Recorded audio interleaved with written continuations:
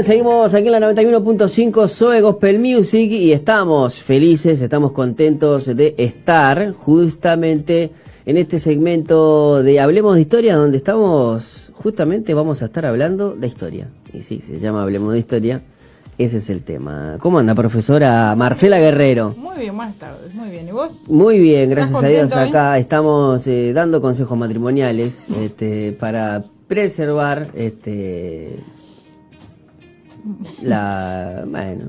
preservar, listo. Salvar matrimonio. Ahí va. Sí, uno nunca sabe si por un detallecito, así como por un detallecito a veces se pueden terminar, por un detallecito continúan. Así es. 40 años más. Capaz que estaba destinado a 5 claro, y ahora por ese detalle duran 40, y bueno, son duraderos. Bueno, profe, hoy tenemos dos temas pero muy, a mí en particular me encantan. Ya está subido a nuestra fanpage un breve fragmento, un video que tiene que ver con BIT, Biblia, sí. Es Biblia, innovación, tecnología y experiencias, que se los recomiendo, un canal donde profundamente es toda la historia, hablan de la historia de los anabaptistas, de los bautistas, vamos a hablar de los hugonotes, de los corrientes, de muchos predicadores del siglo XIX, del XV, del XX, bueno, de todo. Sí, es de historia Lutero, de la iglesia, es muy historia bueno. de la iglesia, Yo no sabía el significado de la sigla, pero es muy bueno, sí, yo lo conozco. Y bueno, justamente hoy vamos a estar hablando porque este mes, ¿no? El lunes 24. El lunes 24 de agosto es fecha de hugonotes, por decir una manera, y nosotros queremos saber qué es hugonotes, qué fue lo que pasó en esta primera media hora, así que, profe, vamos a decir que se llaman los les hugonots. ¿Viste el lenguaje inclusivo? Ya nacían ahí, les chiques. Esto es les hugonotes. No, está bien, es les hugonots. Y bueno, ¿qué significa, no? Bueno. O quiénes fueron, porque forma parte de un hecho fundamental dentro de los calvinistas, dentro de una corriente, ¿no? Claro, y bueno, también podemos decir después quién es Juan Calvino y todo, pero bueno, hay un hecho en la historia donde los hugonotes fueron muy importantes en Francia, ¿no? Nos tenemos que remontar a esa época. ¿Y a qué época, mejor dicho, profe? Y bueno, este hecho ocurrió en la llamada época moderna. O sea, la época moderna es el periodo de la historia que abarca desde el siglo XVI hasta el fin del siglo XVIII. En el siglo XV, con el descubrimiento de América, hasta la Revolución Francesa, más o menos. Todo ese periodo se llama época moderna, que también está marcado justamente por las guerras de religión que se desatan en Europa a partir de la Reforma Protestante, que ya hemos visto. Esta fecha, ¿por qué recordamos a los hugonotes ahora? Bueno, el próximo lunes, 24 de agosto, que es un día con múltiples significados para los uruguayos, pero en la historia de la Iglesia marca en el calendario de historia del cristianismo una fecha especial porque se recuerda la llamada matanza de San Bartolomé, donde murieron ajusticiados miles de protestantes. Es para nosotros tal vez una historia poco conocida dentro de la historia protestante. Claro, o sea, en realidad es conocida dentro del protestantismo histórico, pero a veces en las iglesias evangélicas más pentecostales, por ejemplo, en los últimos años yo creo que el tema de la reforma ha quedado bastante hablado. Por lo menos creo que está más presente, se ha difundido mucho más, pero este tema de los hugonotes ha quedado un poco más relegado y solamente de repente lo conocen en las instituciones vinculadas a lo educativo, tal vez, como el Liceo Bethesda, por ejemplo, que justamente tienen en el uniforme la cruz hugonote, que también vamos a hablar qué significa. Pero entonces es una fecha que consideramos que es interesante, es enriquecedor conocer, que es Porque, por ejemplo, los evangélicos, a diferencia de los católicos, no tenemos muchas fechas así que recordamos. Viste que como tenemos en Navidad, Semana Santa, y ahí incluso a veces ni siquiera le damos la impronta histórica. Y nosotros no le damos, por ejemplo, como sí le hacen los católicos, el Domingo de Ramos. Claro, y por sin ejemplo, embargo, es no la entrada triunfal claro, la entrada triunfal es como de Jesús, que está buena. vinculamos como que las fechas no tienen tanta importancia, tanto significado. Sin embargo, no sé de dónde sacamos eso, porque en el judaísmo las fechas eran importantes y los días festivos eran importantes, pero ahí bueno. Es donde yo hablo, donde yo creo que el pensamiento griego, por el cual nosotros pasamos por las escuelas, y más que nada por el liceo secundaria, hace que nos despeguemos de lo que en verdad es el origen del cristianismo. Que sería cualquier cultura, cualquier movimiento para mantenerse, o sea, tiene le da importancia a los hechos históricos que han marcado. Y bueno, nosotros creo que en los últimos años en Uruguay hemos avanzado con respecto al tema de la reforma, por ejemplo. Pero esta fecha de los hugonotes es una fecha de la que hablamos poco, entonces nos gustaba hacer en este espacio no pasarlo por alto. El día, ¿por qué se le llama así la matanza de San Bartolomé? Porque se da en el día, en el calendario católico era el día de San Bartolomé, que los católicos tienen, cada día es un santo. Bueno, en el calendario católico era el día de San Bartolomé y se desata en Francia esta matanza en contra de miles de protestantes. ¿Por qué se da esta matanza? Bueno, tenemos que entender el contexto religioso y político. En Europa, después de la reforma, una vez que se sucede la reforma, se va a dar un problema. Eso se da a nivel, no es cuestión de los sectores sociales más bajos, sino que justamente el problema se da en las cúpulas, en el poder político. Un rey, si el rey es protestante, el pueblo tiene que ser protestante. Había sido una de los principios que había implementado la reforma, porque una vez que se produce la reforma, ¿qué opciones tiene la población? O se hace protestante o continúa siendo católica, la gente queda mareada, porque después de tantos años... Por ejemplo, después de la reforma, ¿no? Que sí. en particular no es que dijeron muy amablemente, hasta aquí hemos sido católicos, ahora somos protestantes. No, hubo mucha guerra, hubo mucho poder. Claro. Es más, la reforma... tiene mucha importancia en lo político, claro. ¿no? Porque incluso Martín Lutero, si no fuese por otros reyes, ya lo hubiesen limpiado. Sí, claro. Entonces, Alemania en particular, ¿cómo queda? Alemania queda siendo protestante. Claro, igual, o sea, hay como cantones que queda dividido, ¿no? Algunos protestantes y otra de las cosas, estamos en pleno siglo XVII, por ahí, ¿no? 16, sí. Donde tampoco hay que sacarnos la idea de los límites como países. Exacto, o sea, era un concepto más de nación o de reinado o principados algunos, claro, ¿no? ducados, cantones, o sea, entonces quizás dentro de la misma Alemania, por ejemplo, que es la cuna del luteranismo, podés tener quizás lo que hoy nosotros conocemos como Berlín o donde las ciudades donde incluso estuvo Martín Lutero, que siguieron, ¿no? Pero también hubo dentro de Alemania que querían seguir siendo reyes que querían seguir siendo católicos, entonces, ¿no? La reforma estableció o seguirle eso, siendo fieles al Papa de Roma. Entonces, una de las soluciones que tuvo la reforma fue esa, bueno, que cada pueblo siga la religión de su príncipe. Si el príncipe era católico, tenía que ser católico, y si el príncipe era protestante, protestante. Que eso también generaba problemas, porque no es tan sencillo hacer que la gente tenga que adherir a la religión de su príncipe, y generó, una vez que se da la reforma, porque antes no pasaba, bueno, la gente acataba, pero la reforma sembró la semilla también del cuestionamiento y de adherir, a qué adhiero, en qué creo. Y se les llama hugonotes a los protestantes franceses, el nombre que adquieren en Francia los protestantes, que son protestantes calvinistas, siguen la línea de Calvino. De Juan Calvino, así como a veces nosotros decimos que en Alemania la reforma protestante fue llevada por Martín Lutero y de ahí salió quizás la iglesia luterana. Claro. En Francia fue Juan Calvino, que tomó las enseñanzas y creo que fue un poco más a fondo en algunas cosas. Sí, porque es un poquito posterior Calvino, y claro, se fue más jurista. Calvino es un abogado, entonces como que las reformas que hace Calvino, o sea, él organiza la iglesia, porque Lutero lleva adelante un movimiento revolucionario, pero luego viene la organización. Que aparte Lutero, lo que siempre tenemos que dar, es un pequeño detalle, no se da cuenta del monstruito que creó. Claro, sí. O sea, quizás más en sus más lejos del hecho. No bueno, es que o dijo, capaz me que levanto se dio y cuenta porque se deprimió terriblemente, porque también él, claro, pero su primera intención no era reformar la iglesia, no era separarse de la iglesia, era sí hacer una reforma, pero cuando hablamos de reforma era, mira, yo tengo esto como para que podamos cambiar o que podamos cambiar.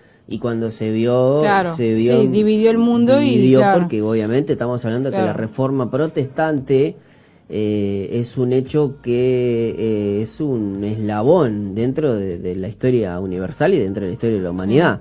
Pero bueno, entonces el origen se remonta a 1512. ¿Tú decís la reforma o los hugonotes? Los hugonotes sí, se dice que ellos, algunos les adjudican que era como, admiraban mucho a los protestantes, bueno, que podíamos llamar los protestantes, pero que nacieron antes de los protestantes, que son los valdenses. Como algunos encuentran una línea de conexión ahí. No es que son los mismos, pero que sí estos protestantes franceses admiraban a los valdenses, que es la única herejía que existió en la Edad Media y que continúa, que logró sobrevivir la Inquisición y todo lo demás. Claro, entonces, ellos ya habían dado el ejemplo. Claro, para nosotros no, para los católicos. Claro, sí, porque aparte los protestantes calvinistas durante la guerra de religión, que fue de 1562 al 68. Esas guerras de religión en Francia. En Francia, sí. Ese fue un apodo que se los pusieron los católicos a los... Que se piensa que era de manera peyorativa, o sea, es decir, también hay distintas teorías por qué se les decía así, algunos que porque eran seguidores del rey Hugo o que eran defendidos por el rey Hugo, y hay otras teorías que por qué ese nombre. Pero sin duda que era de alguna forma como desprestigiando por qué le decían hugonotes. El tema es que este es el nombre de hugonotes, se le da a los protestantes que vivían en Francia en el siglo XVI, que eran seguidores de la línea de Calvino. Pero acá había un tema, no era un tema de pueblo, era un tema, como dijimos, político. O sea que las guerras son político-religiosas. Porque una vez producida la reforma pasa esto con las coronas europeas. Depende de a qué credo adhiera el titular de la monarquía, era lo que iba a pasar en el pueblo. Y por ejemplo, Francia era un país particularmente católico. Y París, se dice que París era anti-hugonote, que era muy católica, había mucha presencia de católicos. Y que consideraban que el protestantismo era diabólico para ellos. Es una herejía y es diabólico. Si nosotros vemos documentos de la época, hasta el siglo XIX, cuando los católicos hablan de los protestantes, hablan como que son mismo como agentes del mal. Sí, acá una de las cosas de reseña que hemos tenido, que saqué, dice, los poderes franceses no eran nada partidarios a los hugonotes y de su iglesia reformada, ¿no? Los veían como una lacra y los calificaban como una pretendida religión reformada. Y en 1559 el sínodo de París, ¿sínodo se llama? Sí, sínodo de París, los hugonotes franceses presentaron una declaración doctrinal calvinista a Francisco II, que era recién proclamado rey de Francia. Pero bueno, la aristocracia perteneciente a la casa de Guisa provocó una dura represión contra esos declarantes. Claro. O sea, producir la reforma, algunos sectores intentan en distintos lugares declarar su fe y hacerla valer. Entonces, por eso la tenían que declarar ante el rey.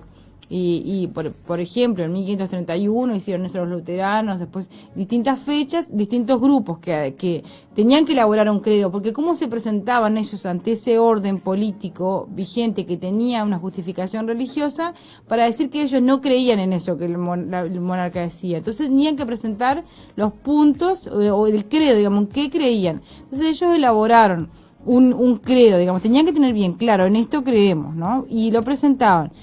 Pero esta declaración que hacen los hugonotes podía ser capaz que por algún monarca un poco, pero en Francia se dio mucha resistencia. Y hay un problema de dinastías también. Entonces pasa que una vez que muere el rey de Francia, la que queda como regente en el trono es Catalina de Medici, que era una persona que pasó a la historia como una mujer, le decían Madame Serpiente, o no me acuerdo cómo era, la emperatriz negra o algo así. Sé que los adjetivos ¿Cómo se llamaba? Catalina de Medici. Entonces, Catalina queda como regente en el trono mientras su hijo... Aparte, Medici es un nombre importante. Ella italiana, ¿no? Claro, ella es florentina. De Florencia. Claro, llega a la corte francesa, pero siempre relegada a un segundo plano. Y una mujer bastante ambiciosa también. Y una mujer ambiciosa que es relegada a un segundo plano, bueno, de alguna forma ella busca la manera de quedar en el poder y lo consigue. Cuando mueren todos los que podían heredar el trono, el que tenía que heredar el trono era su hijo, pero era menor. Y entonces ella asume la regencia de Francia. Y surge todo un problema, o sea, la población se ve desgastada, erosionada por estas guerras religiosas entre católicos y protestantes. Entonces a Catalina, que era hábil, se le ocurrió hacer una boda entre su hija, que es católica, y un príncipe protestante. De alguna manera eso parecía que iba a solucionar la contienda entre católicos y protestantes.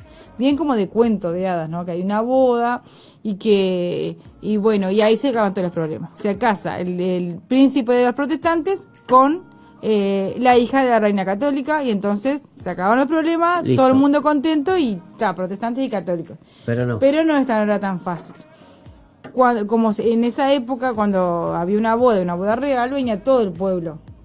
Las fiestas eran para todos. Entonces, como se casaba un príncipe protestante, venía mucha gente a París, vinieron muchos protestantes. Entonces, algunos dicen que esto fue planificado por la monarquía de antemano, y por los católicos, para hacer que los protestantes estuvieran en París. La boda fue el 18 de agosto. Y el 23 se da un atentado contra uno de los principales, de los cabecillas, digamos, de los protestantes. O sea, veamos que esto es religioso y político a la misma vez, porque eran personas que tenían influencia en la política. Claro, porque, por ejemplo, vos tenés los apellidos, por ejemplo, de la casa de Guisa, sí. Los Borbones, sí. Y bueno, los Medici, ¿no? Sí. Bueno, estamos hablando de que hoy estemos hablando, por ejemplo, sí, o Valle o los Herrera, o sea, son nombres familias, que dos nombres y apellidos. Y si uno busca, hay varios de repente que no han ocupado la presidencia, pero que si uno ve la historia del siglo XIX y ve la de ahora, bueno, en el Senado, eso ves. Creo que es Luis Alberto Heber, también, que Heber, sí. Desde que Heber, Gallinal, son nombres que desde que empezó la democracia, desde el año 85 hasta el día de hoy. Sí. O fue senador o fue diputado. Pero eso y si lo buscamos más atrás en la historia, lo encontrás más atrás. En el siglo claro, XIX sí, no estamos hablando de son apellidos que están ligados atornillados al gobierno, a la idea de gobernar. Entonces, es interesante eso, sí, bueno, acá en Europa hubo 8 guerras de religión. Sí, esta es la cuarta. Esto que va a pasar ocasiona la cuarta guerra religiosa. O sea, que toda la época moderna estuvo plagada de guerras de religión, que digamos que son políticas religiosas, porque se relaciona mucho con quién es el que tiene el poder. Se va a dar esta boda y hay un descontento muy grande en la corte de París porque va a entrar un protestante y porque además había un señor, Coligny, que era el jefe, digamos, de los protestantes, que tenía una influencia importante y que se temía que esa persona estaba en la corte y que tuviera mucha influencia sobre el que era el actual rey, que era Carlos IX.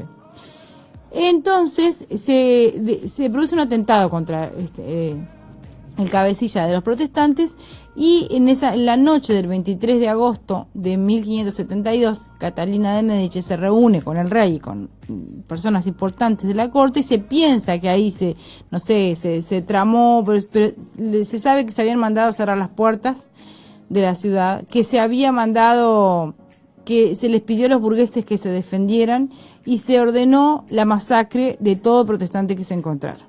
Entonces, eso se dio en la noche, o sea, digamos, de 23 para el 24 de agosto. Subió en la madrugada del 24 de agosto y lo primero que se hizo fue echar a Coligny por una ventana, o sea, que fueron hechos violentos. Claro, el 22 de agosto, uno de los líderes, ese que vos decís, fue víctima de un atentado, sí. Lo que eso hizo, obviamente, que los seguidores encendió todos los ánimos. Y el día que se planificó, el 23 de agosto, fue en esa noche, que las tropas católicas asesinaron a la mayoría de protestantes. Que fue una cuestión de Estado, pero además también, por un lado, sin duda que fue ordenado desde arriba, pero también la población era anticatólica. Entonces, como si había como un odio en la población hacia los protestantes.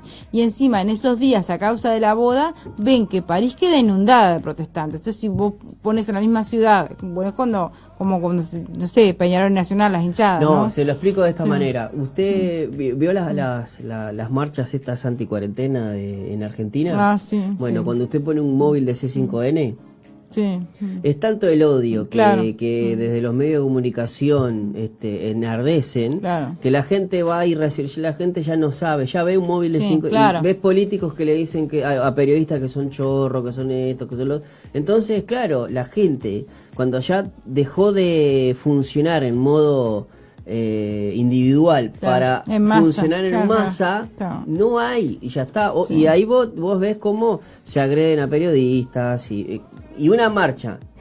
Lo más loco de esto es que es una marcha que supuestamente pide democracia y supuestamente estás exigiendo libertad de expresión cuando te estás expresando, que es lo más incoherente. Pedir, no, queremos ser libres, pero si tenés el micrófono, tenés el micrófono, estás diciendo, y sin embargo, y bueno, y siempre el tema es que hay que repudiar la violencia de todos lados, pero últimamente en todas las marchas que están organizando ciertos partidos políticos, son los mismos agredidos, son siempre los mismos los que pasan situaciones, siempre son los mismos, o sea, siempre hay un lado más y odio porque son anti todo, no importa, son anti todo. Entonces, claro, vos una ciudad muy católica metés a todos los referentes de los protestantes, y no estamos hablando, esto es una de las primeras.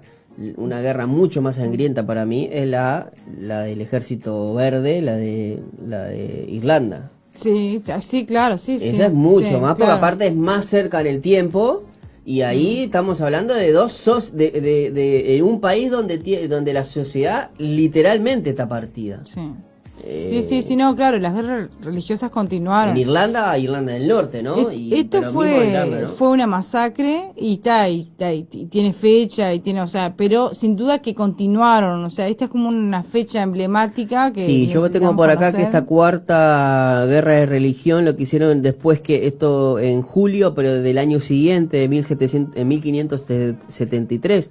Pues imagínate que esto pasó en agosto del 72. Mataron a muchos protestantes porque la mayoría estaban ahí. En el 73 recién se firmó un tratado donde se garantizaba de nuevo la libertad de conciencia en todo el reino. Pero un año después era tan frágil todo que hubo una nueva quinta guerra de religión. Y lo otro que estaba leyendo por aquí, que recién los hugonotes, los calvinistas, empezaron a tener derecho recién con Napoleón. Sí, cosa rara, ¿no? Que bueno, a partir de la Revolución Francesa, pero sí, que se da eso también. Pero es muy interesante, y lo que vos decías recién de la libertad de conciencia, que para nosotros, o sea, hoy parecen derechos conquistados, ¿no? Pero en esta época, o sea, todavía no necesita derecho de nada, o sea, estamos en la época de las monarquías, del absolutismo, de la imposición, y justamente es a partir de la reforma y de la época moderna es que empieza esta lucha por la libertad de conciencia, por la libertad de expresión, son derechos que se van a empezar a ganar, pero las guerras religiosas se inscriben en un contexto histórico en el que no hay ningún tipo de derecho. Claro, sí, hoy estamos hablando de que estamos disfrutando Claro, eso la paz justamente... que se ha conquistado después de muchas guerras, y desde el punto de vista religioso, por eso nos parece interesante recordarlo, esta fecha como un hito así. Estas personas, miles de personas que murieron por el solo hecho de tener una fe distinta a la fe oficial del reino. Por ejemplo, la boda se produjo y Enrique de Navarra, que era el príncipe protestante que se casó con Margarita de Valois, se llamaban así los príncipes. Y luego, bueno, se casan, no le pasó nada. Enrique de Navarra, que es el príncipe, no le pasó nada, no le hicieron nada. Podían matar a todos los protestantes menos a él. Por un lado, que no murieron todos los protestantes, que igual siguieron existiendo, como siempre. Nunca se terminó a través de la persecución un movimiento religioso. Siempre había un florecimiento. Pero por otro lado, Enrique de Navarra llega a ser rey de Francia, más adelante en el tiempo. Y cuando llega a ser rey, cuando se hace rey, se hace católico. ¿Por qué? Porque entendió que políticamente era una estrategia. Le convenía. Si quería ser rey, tenía que ser católico. Se hizo católico, pero ¿qué hizo Enrique una vez que estaba en el poder? Promulgó un edicto, que es conocido como el Edicto de Nantes, el que se les concede la tolerancia religiosa a los protestantes. No pueden estar en París, no se les permite estar en París, pero pueden estar en otras partes de Francia. Y luego por el Edicto de Nantes estuvo vigente durante mucho tiempo hasta que Luis XIV en el siglo XVII lo revoca, lo deja queda sin efecto. Pero o sea que vemos en toda la historia de Europa estas tensiones entre lo religioso y lo político. Y vemos cómo depende del monarca. O sea, a Enrique de Navarra a veces pobre se le recuerda también mal, porque es como que cambia de un bando a otro, pero también cuando vemos el accionar, se hace católico, pero una vez en el trono, marca una estrategia para los protestantes. Y otra cosa que es importante también es que esto de la persecución, o sea, es más que creer o no creer o de adherir un credo, porque, por ejemplo, las personas que eran protestantes, por más que estuvieran calificadas desde el punto de vista académico para un puesto, no podían acceder a puestos públicos por el solo hecho de ser protestantes. O en los países católicos también pasó al revés. Como la afiliación religiosa que una persona tuviera podía delimitarte hasta los trabajos que pudieras tener o los lugares donde podías acceder. Acá nos llega un mensaje, dice: ese es el comportamiento de la religión cuando está en el poder, todo en nombre de Dios. Sí, eso se ha hecho. Eso prácticamente es algo notorio en toda la historia, de la humanidad. Le damos gracias a ver quién nos decía acá. Se nos fue el nombre. Lamentablemente se han hecho tantas cosas en nombre de Dios, y en nombre de la iglesia y en nombre de Dios. Sí, o sea, en el poder y ostentando el nombre de Dios. El celular que termina en 452, pero sí, en eso estamos de acuerdo. Lamentablemente el poder corrompe y en nombre de Dios hay... Sí. Bueno, imagínense, ¿no? Los judíos asesinaron a Jesús porque creyeron que era un blasfemio, claro, o sea, todo, sí. Así que imagínense. Depende de cómo creemos, o sea, por eso es importante el hecho de conquistar la libertad de conciencia, la libertad de creencia y la libertad de expresión. Y después hay ciertos lugares o ciertos personajes de la historia que uno los demoniza y fueron quizás, como en este caso, Napoleón, ¿no? Claro, también, que siempre lo tenemos como un que fue uno de los que pregonó, obviamente, que hizo que se sacara un poco el pie del acelerador de persecución, ¿no? Sí. Y vino otra persona que supuestamente era católico o algo y sacó un edicto de otro por eso. Pero bueno, dice, el saludo para Fernando, dice: hoy mismo pasa en Oriente y algunos quieren que pase acá, Dios nos libre. Claro, o sea, el fundamentalismo religioso, o sea, claro, sí, existe. Y bueno, vemos, claro, la situación de Medio Oriente está Lo que pasa marcada. es, claro, una cosa es que vos te rijas un estado, puede ser totalmente islámico y que su constitución sea el Corán. Lo mismo pasaría si tu constitución sea la Biblia. O sea, claro, lo que pasa es que en Medio acá Oriente... no sería republicano en todo caso, no democrático, no sería republicano. Claro, pero lo que pasa es que lo que ocurre en Medio Oriente es que hay 3 religiones que ostentan, o sea, el mismo espacio geográfico. Y no solamente el mismo caso, sino que se adueñan de la verdad. Claro, para ellos, claro, Jerusalén es la ciudad santa para el judaísmo, para el cristianismo y para el islam.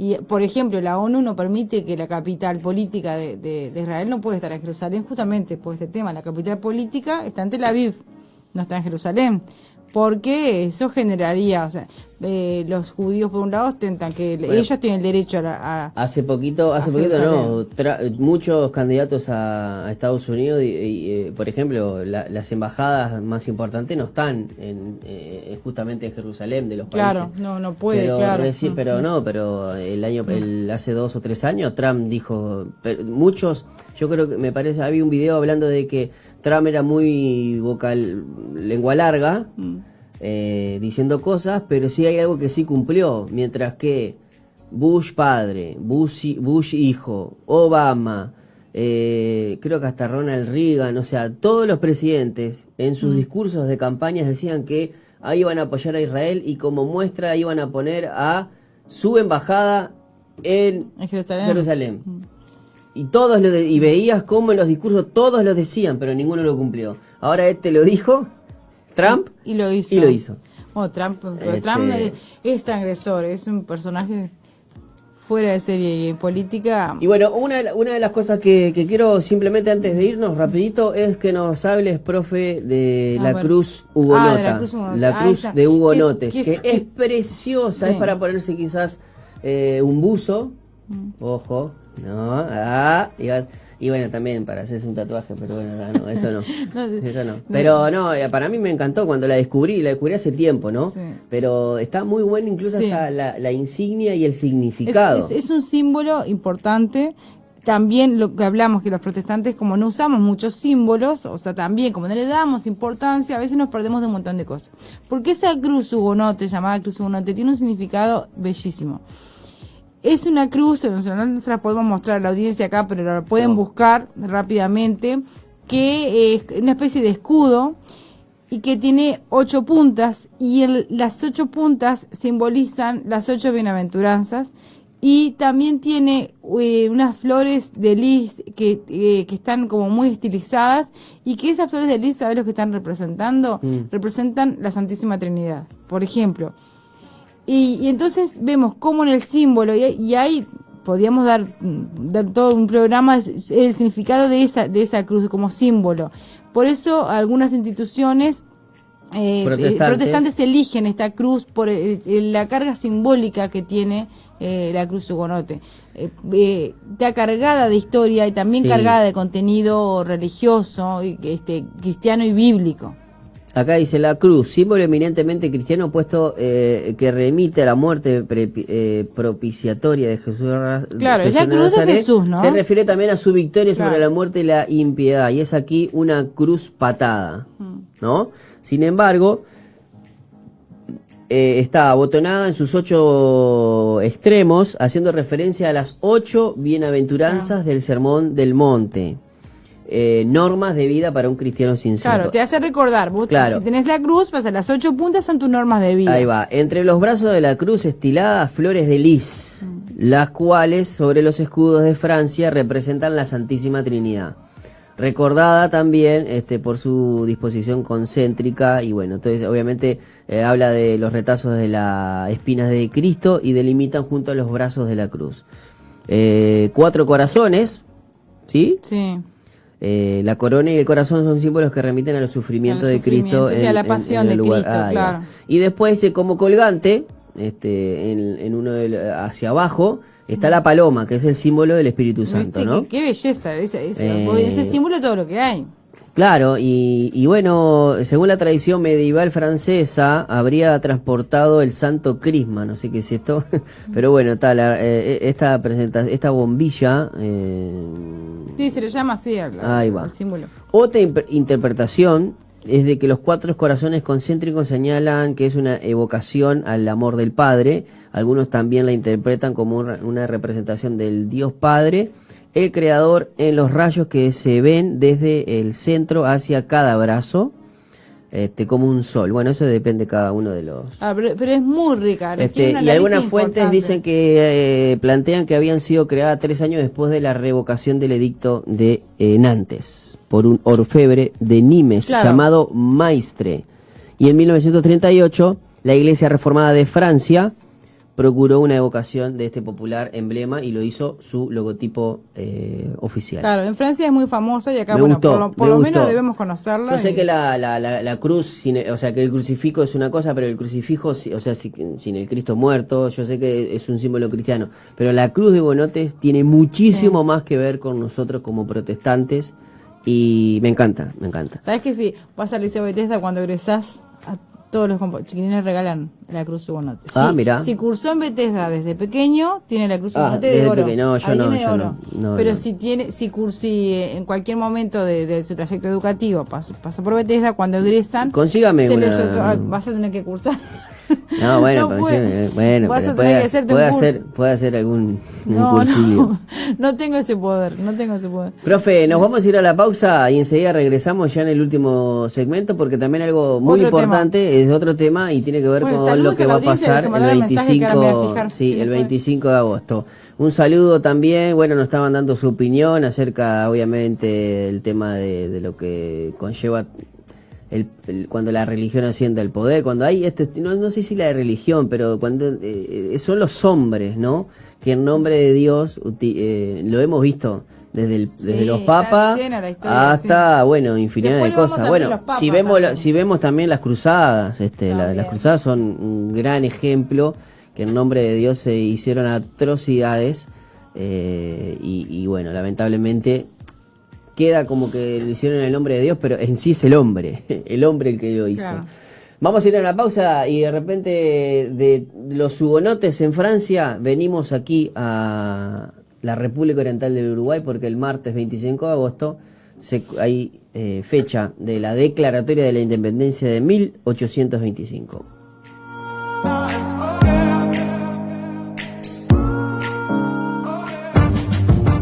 En este invierno 2020, no importa si llueve, hace frío o se larga un temporal. Zoe FM siempre tiene lo que necesitas.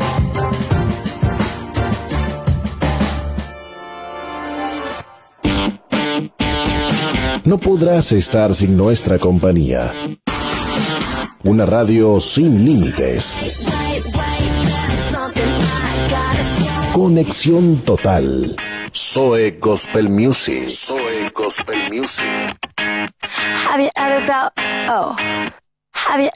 Disponible en TuneIn.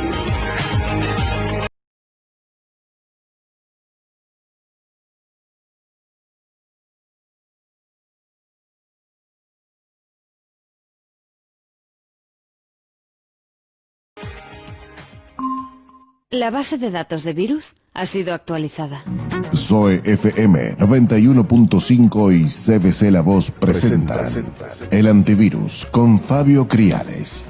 Aquí estamos, queridos amigos, en el antivirus compatible contigo, actualizable y en constante mantenimiento. Yo soy Fabio Criales, un servidor más, y me encanta que estés en sintonía. Fresco e interactivo, presentando temáticas relevantes que requieren respuestas desafiantes e inmediatas. El Antivirus, sábados de 20 a 22 y domingos de 17 a 19 por Zoe FM 91.5.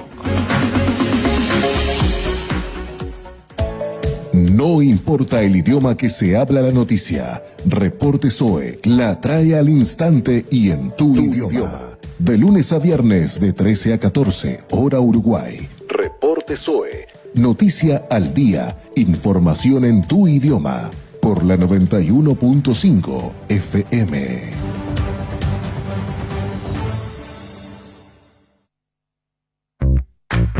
No te apartes de la sintonía.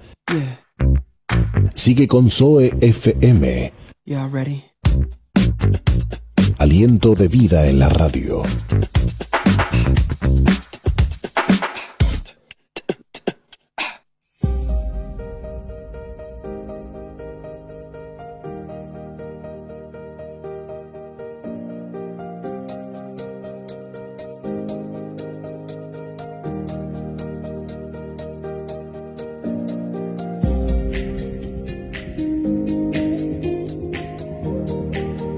Continuamos aquí en la 91.5 y estábamos en la pausa y ahora regresamos porque es momento de venir a nuestro queridísimo Uruguay, porque tenemos muchas fechas esta semana. Claro, pero es de las fechas que a mí me pareció, cuando las aprendés, las fechas patrias, de las fechas que no sé por qué otras personas se las confunden. Para mí capaz que porque uno piensa que como sucede antes en el año, durante el año, ¿no? También sucede antes en el tiempo, y no, o capaz que por cómo qué es lo que se celebra, ¿no? Porque nosotros primero en el año celebramos la jura de la Constitución, pero es de 1830, y después la Declaratoria de Independencia, que fue 5 años antes. Yo no sé dónde puede ser que radique la confusión, pero no sé. No, pero debe ser por eso y por el poco conocimiento que tenemos de historia nacional. Obvio, también. Lamentablemente tenemos hace tiempo una falla que me parece que quizás, creo que ya deberíamos de corregir, ¿no? Porque ya la identidad uruguaya ya está hecha y deberíamos de profundizar y que nuestros niños empiecen a saber que luchamos por nuestra independencia, sí, pero que nos costó mucho y que en verdad somos una provincia de un virreinato que se fue heredando después de la descolonización. Y no hay que tener, y que hubo un imperio como el portugués, que luego se devino en el brasilero, que quería que o éramos argentinos o éramos argentinos, sí, después éramos brasileros, claro. O sea, o éramos otro barrio de Río Grande do Sur, y bueno, por intereses económicos. Sí. Claro, tengo esperanza que viste que el presidente de Codicen dijo que se van a reformar los programas, así que bueno, que obviamente que no lo dijo en función de esto. Pero aparte no creo que nos esté escuchando. Al hacerse obviamente que no va a ser nuestra influencia, al hacerse, no, pero esto que nosotros estamos hablando se ha hablado, se debate, yo te he dicho muchas veces en la facultad y todo el mundo lo sabe que se debe hacer una reforma en los programas en la manera de enseñar historia, por ejemplo. Así que bueno, vamos a ver qué pasa más adelante.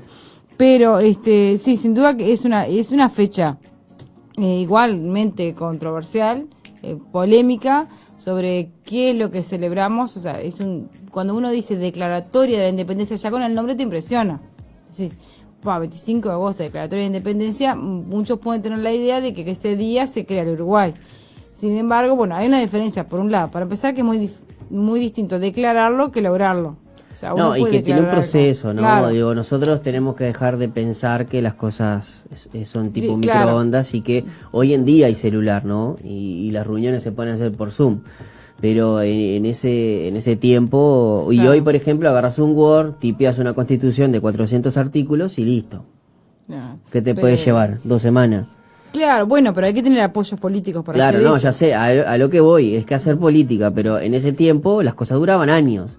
Claro. Entonces, si nos ponemos en contexto, venimos de 1820, cuando termina lo que vendría a ser la última, los 10 años, claro, de Artigas, ¿no? Claro, Artigas ya es exiliado en Paraguay, claro. Ya exiliado en Paraguay. Nos invaden los portugueses. Sí, los portugueses, y después quedamos hermanos de Brasil. Ahí claro, va. O sea, nos empezamos a llamar Provincia Cisplatina. La provincia Cisplatina. Hasta 1825 que se produce este hecho. Claro. Pero además en este mismo año también está el desembarco de los 33 orientales. En realidad, la Declaratoria de Independencia sí, es como consecuencia del desembarco. Ahí bien. Sí, el desembarco es antes. El desembarco sí es el 19 de abril de 1825, que no sé si está ese misticismo de que son 33 por... Sí, que fueron más, que no eran solamente uruguayos, claro, sino que habían... hoy en día se sabe que no son orientales ni 33, o sea, pero pasó a la historia por distintas razones. Para nuestro imaginario histórico colectivo son 33 y nosotros imaginamos ese hecho con la pintura de Blanes.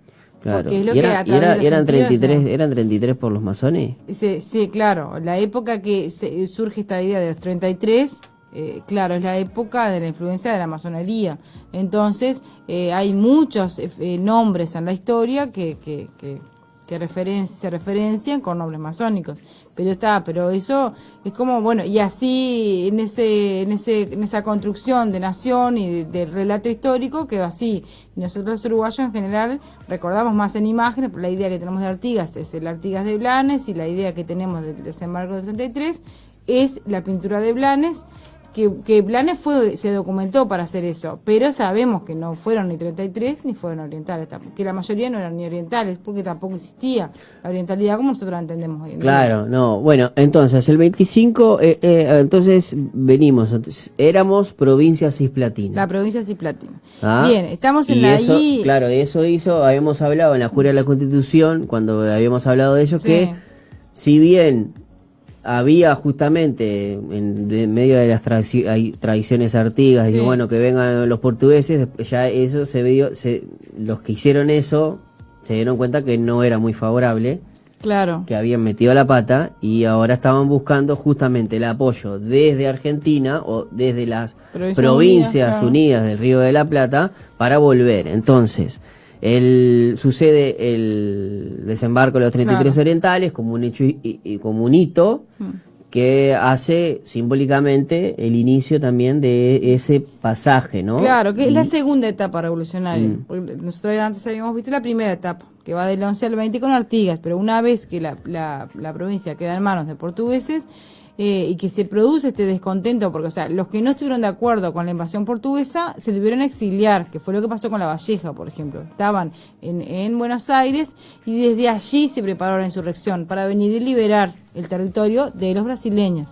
Claro. Y bueno, y así es que se produce, por eso, o sea, el desembarco en la Graciada. Y hubo un acto, o sea, el 25 de agosto de 1825 por el Congreso de la Florida. Claro, ahí se reúne, eso queda más o menos a 100 kilómetros de aquí. Sí. O sea, es y a mí me inquieta, me llama la atención, integrado por los representantes de los cabildos de los pueblos de la provincia oriental. Éramos una provincia. Claro. No nos ofendamos, éramos una provincia. Así aparecen los documentos. Y por medio de la provincia oriental proclamaba su independencia del Imperio de Brasil y se declaraba parte de las Provincias Unidas del Río de la Plata, a las que siempre perteneció por vínculos más sagrados que el mundo conoce. Bueno, eso se dijo.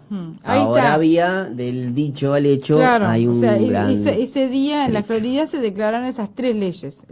Primero la ley de independencia, que era la número 1, que en el que se declara la independencia del Brasil. Pero en la segunda ley dice eso, que por los lazos más sagrados del universo, quedamos unidos a las Provincias Unidas. Y aparte dice a las que siempre perteneció, dice el texto. O sea que esas personas, las protagonistas... Yo creo que también es de valientes reconocer el error. Sí.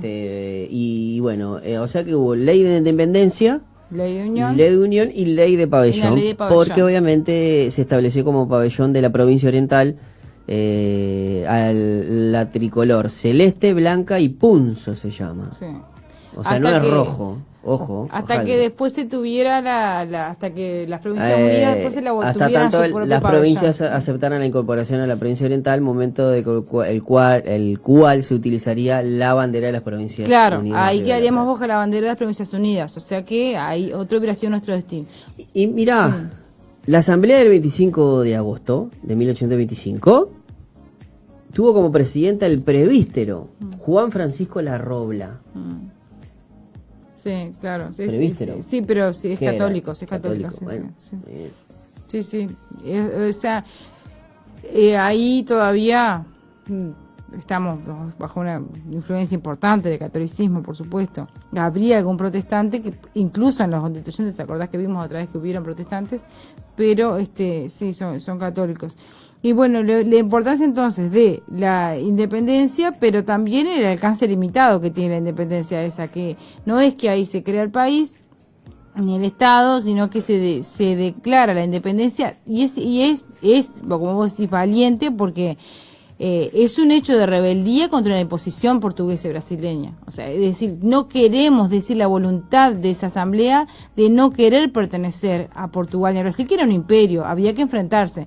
Y ellos declaran que se rompen todo el lazo que los une con el Brasil y que desea, que es la voluntad unánime y solemne de toda la asamblea, quedar unidas a las provincias unidas a las que siempre perteneció. O sea, para que veamos cómo es el contexto de época, cómo esas personas se sienten hermanados de los pueblos vecinos, con los que comparte la historia y la capital y la lengua y un montón de cosas.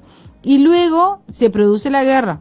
Una vez que las provincias unidas aceptan la incorporación de esta provincia oriental, se va a producir la guerra entre el Imperio de Brasil y las Provincias Unidas, y están 3 años en guerra hasta que deciden que ni para uno ni para otro, con la mediación británica, que sea el Estado independiente. O sea que hay un proceso y hay una conexión entre los hechos, pero no se crea el 25 de agosto el país, se declara la independencia. Se declara la independencia, luego obviamente el proceso de llevar a cabo lo dicho, claro, hace que en 1828 con la Convención de Preliminar de Paz, sí, y la mediación británica, bueno, los portugueses o los brasileros, los lusos brasileros, sí, aceptaran, y los argentinos también así aceptaron, o las provincias unidas del Río de la Plata aceptaran que de vuelta vendrían. Aunque después se llegó a decir, bueno, ya no es ni uno ni del otro. El Congreso de Florida fue una asamblea que se creó el 14 de junio de 1825. Sí. ¿Sí?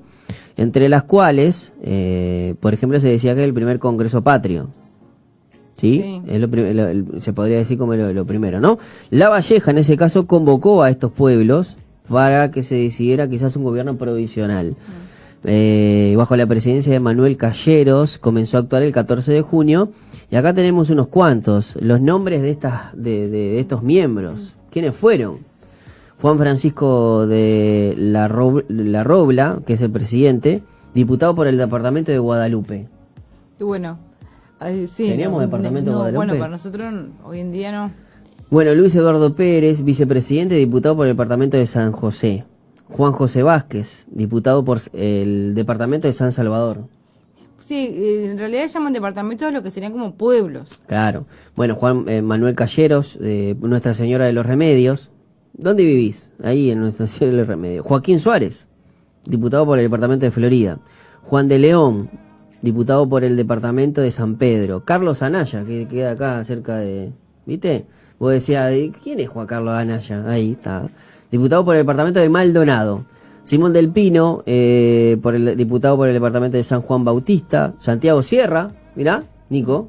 Santiago Sierra, departamento de Las Piedras. Atanasio Lapido, sí, diputado por el departamento de Las Vacas. Gabriel Antonio Pereira, diputado del departamento de Pando. Mateo Lázaro Cortés, diputado por el departamento de Minas. Ignacio Barrios, por el departamento... Colocho, este departamento es nuestro. Diputado del departamento de Víboras. ¿Teníamos nosotros un departamento de Víboras? Es un pueblo, hay un arroyo. Mira, Felipe, y bueno, este sí pues, más que nosotros, porque es Felipe Álvarez Bengochea. El profe tiene que estar secretario. Y el Congreso eligió a La Valleja como gobernador. Se ve que después quedó el departamento, ¿no? Con el nombre del departamento. Que en ese caso, todo ese decía Minas. Estaría bueno saber la historia de los departamentos, ¿no? Sí. Cómo se fundó y todo. Es muy interesante, sí. Y bueno, quedaron como gobernador, capitán general y comandante en jefe de la Fuerza de los Orientales. O sea que tomó el lugar de Artigas, ¿o no? Y sí, claro, lo que había sido, bueno, es discutible eso, pero sí. Bueno, el 25 de agosto de esta representación declaró unánimemente la independencia de la provincia oriental con respecto a Brasil y la unión a las Provincias Unidas del Río de la Plata. Por eso, o sea, ahí no nace el Uruguay, pero viste que lo más difundido, que en realidad, como dijimos, los uruguayos sabemos poco de historia nacional, pero si decimos independencia, podemos pensar que ahí nace el Uruguay. No nació ahí. El Uruguay como Estado independiente va a nacer 3 años más tarde como Estado y se va a echar a andar ese Estado recién en 1830 con la jura de la Constitución. Tras la victoria de las fuerzas orientales en Rincón el 24 de septiembre y de Sarandí el 12 de octubre, el Congreso General Constituyente de Buenos Aires reconoció por ley el 24 de octubre de 1825 la reincorporación de la provincia oriental. Por eso, pasaron unos meses, ¿viste? Ahí Claro, también. aprobando los diplomas de Javier Gomenzoro como diputado electo por la misma, lo que arrojó como consecuencia que el Imperio de Brasil les declarase la guerra en diciembre de ese mismo año, produciéndose abiertamente la Guerra de Brasil. 3 años de guerra tuvieron el Imperio de Brasil y las Provincias Unidas por este territorio, por esta provincia, que luego, bueno, después la historiografía hay distintas posturas, ¿no? De si la tesis de independentista y la tesis unionista, si qué pasó el 25, qué pasó el 28, y bueno, y hoy en día hay otras tesis, ¿no? Tesis revisionistas. Es claro, ¿no? Me parece que es claro. Sí, pero no, parece claro cuando uno lo ve así, pero igual los historiadores no están de acuerdo. Han habido, por ejemplo, en el siglo XIX las tesis reivindicaban la tesis independentistas que indicaban que la importancia del 25 de agosto. Después hubieron otro grupo de historiadores que dicen que no, en realidad eso no fue así, que fue como la lectura que nosotros hacemos. Después hay otro grupo de historiadores, hoy en día hay un enfoque revisionista que contempla otras cosas, y esto es parte de un proceso, pero no es ni una cosa ni la otra. No es que para algunos historiadores del siglo XIX el Uruguay estaba predeterminado. Incluso Francisco Bauzá, que es un autor católico, lo ve como un determinismo divino, el providencialismo de que este territorio, y así nos enseñaban en la escuela hace muchos años, de que este territorio había querido la providencia que sea así, que tuviera esta forma en medio de estos dos grandes estados. Pero otros historiadores que lo analizan desde otro punto de vista dicen, no, esto no hay, claro, la historia, la científica no cae del providencialismo, o sea, no es providencia, sino que es un proceso que comenzó, pero que hubiera tenido distintos caminos. Hubiera sido, en la época de Artigas se quería una cosa, después pasó por las manos de Portugal, después pasó por las manos de Brasil, y luego parece que la voluntad de ellos fue volver a reincorporarse, pero algunos dicen que en realidad dijeron eso porque se sintieron presionados, porque precisaban el apoyo político de alguien, porque se estaban declarando libres del Imperio de Brasil y algún apoyo político tenían que tener. Entonces como que se adhieren a las Provincias Unidas, pero en realidad no querían eso. Hay como distintos análisis que se hacen, ¿sí? Es complejo. Muy bien, excelente. Bueno, profe, la verdad que muy interesante el día de hoy, cargado con varias cosas. Demasiado por este día. Los dejamos mareados. No, yo creo que está muy... Y si no, bueno, ustedes pueden volver a verlo, si lo quieren así. A partir de mañana ya va a estar colgado en nuestro canal de YouTube de Falta 1. Y bueno, profe, el próximo viernes tenemos otro Hablemos de Historia. Bien, continuaremos. Sí, tendríamos, creo que el concilio de Nicea. El concilio de Nicea, sí. Hoy interrumpimos los concilios por estos temas, pero volvemos. Nosotros nos reencontramos el día lunes, Colocho, con mucho más Falta 1. Los dejamos en la buena sintonía de la 91.5 Zoe Gospel Music. Hasta el lunes.